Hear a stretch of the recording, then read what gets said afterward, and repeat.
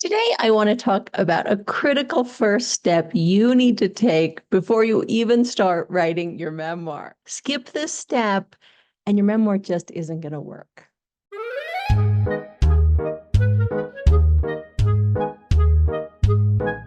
My name is Wendy Dale. I'm a Penguin Random House author and the founder of Memoir Writing for Geniuses. This drives me crazy when I get an email from someone who says, Wendy, I'm going to reach out to you for help. But first, I'm just going to write a lot more pages so that you have more to give me feedback on. So one thing you should know about me is that I don't believe in developmental editing. What developmental editing is basically having someone redo your book after you've already done it. Instead of that, I really believe in having people write their book right the first time. And the only way you're going to get it right is if you learn the principles that go into structuring your memoir. So this means learning concepts before you even begin to write. The people who write to me and say, hey, I'm going to send this to you after after I've written a bunch of it, it's a little bit like saying to a chef, okay, first I'm going to make this stir fry, and then I'm going to come to you and have you teach me how to chop vegetables. So many people come to me after they've worked on their memoir for a year or 5 years or 25 years. And I have to tell them the bad news. You have to start over. I don't understand why people think writing is so very different than learning to play a musical instrument or even learning how to macrame. Okay, so if you want to learn how to macrame, what are you going to do? Are you going to look at what was previously done by someone else and try to figure out how the knots were tied? At the very least, you're going to watch a YouTube video. But when it comes to writing, people don't feel this way. Think, oh, I'll just figure it out as I go along. Having said that, I want to teach you one of the most important things you need to take into account before you begin writing a single word on the page: chronology. How are you going to use time in your book? So if you don't answer this question before you start writing, and then you do a lot of your book, you've written lots of pages, and you send it to an editor, an ethical one will say to you, okay, ready to start over?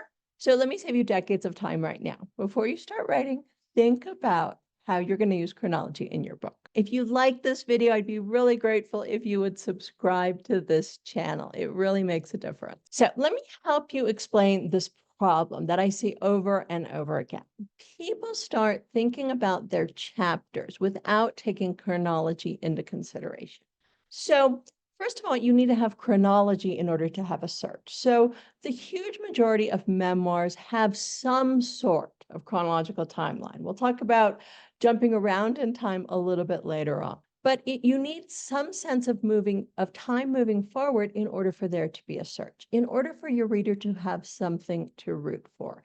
So having a chronological timeline is extremely important in most memoirs. So the problem is that people often start to think about their chapters in terms of an idea. And they do this without having taken chronology into consideration first. So to help you understand what I mean by this, think about Wild. I'm choosing a book that most people have heard of, read, watched the movie. Imagine if Cheryl Strayed had done this in Wild. So what her book would look like, what her chapters would look like if she thought about her chapters before she took chronology into account, she might have chapters that look something like this. There might be a chapter about the physical pain she endured, like her painful ankle, muscle pain, and so on. Another chapter might be dangerous encounters with animals. Another chapter might be people she met on the trail. She talked about all the people she met, came across, got to know. Another chapter might be problems with her gear. So she had the super heavy backpack, her boots, the sole of her boot, I think, came off, problems with her gear. Now, what is the problem with structuring Wild this way? What is the problem with you structuring your chapters around an idea? You might have thought that was a really smart thing to do. Yay, I'm going to figure out, I don't know how to tell my story. What if I use an idea around each chapter? So your book needs a sense of a search to keep your reader's attention. And the only way to do that is to have most of the story moving forward in time chronologically. Now, that doesn't mean you can't diverge from the main timeline. That doesn't mean you can't have flashbacks. So I can already hear what you're thinking. You're saying, well, All these movies I read, they're jumping around in time. And all these memoirs I read, they have these flashbacks, but there has to be a sense of moving forward in time, just like Cheryl Strayed does. So Cheryl Strayed has this timeline about hiking the Pacific Crest Trail. And that is her chronological storyline that she always comes back to. It's the backbone of her book. So she might diverge from it with a flashback, but she's always coming back to this chronological timeline that is holding her whole story together. Now, if you have already committed the mistake of creating chapters around ideas, how do you fix this so that you take chronology into account? Let me give you an example. Let's say you're doing a book about your experience as being a veterinarian, right? Let's say your first 4 chapters are about treating dogs, treating cats, treating rabbits, and treating parrots, right? So that's how you've organized your book. And obviously you have more chapters than that. You'll get the example if we just talk about your first 4 chapters. You'll understand the problem and hopefully how to fix it. So in the first chapter, you talk about all of the dogs you've treated. So just let's say that you became a veterinarian in 2000 and it's currently, and your book goes from 2000 to 2020. Okay, it's a 20-year period. So you talk about dogs, you talk about Skippy and Lucky and Spot and Rover, all in this chapter. But you met Skippy in 2002, and you met Spot in 2005, and you met Lucky in 2010. So now this chapter is covering a 15-year time period. Okay.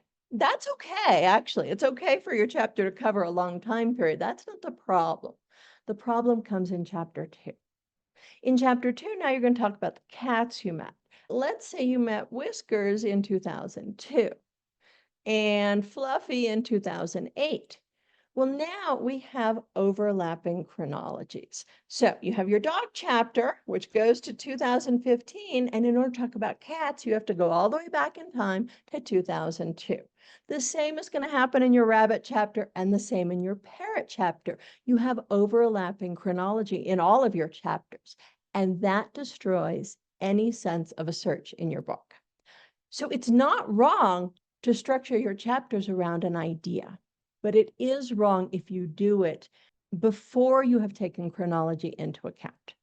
So the first thing you want to do is figure out the chronology for every chapter in your book, and then put that idea on top of that chronological time period. It might mean structuring your book a little bit differently.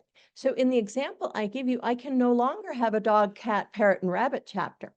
I'm going to have to think of my book a little bit differently, but in doing so, I'm going to bring back a sense of a search to the story. So let's take this same example and rethink this so that my chapters are chronological. Well, what would that look like? Maybe the first chapter is training as a vet. That could be my first chapter. The next chapter is opening up my own vet clinic, right? You say we're moving forward in time chronologically. The next chapter might be getting an assistant and how that changes everything at the clinic. So it's really important that you have a sense of chronology in your book. Having said that, that doesn't mean you can never diverge from this main chronological timeline, but you have to do it very intentionally and you have to know what you're doing. This video will teach you different ways of structuring your book, each of which relies on using chronology in a slightly different way. Take care. See you soon. If you'd like a free 7-part class on how to structure your memoir, click on the link in the description below this video.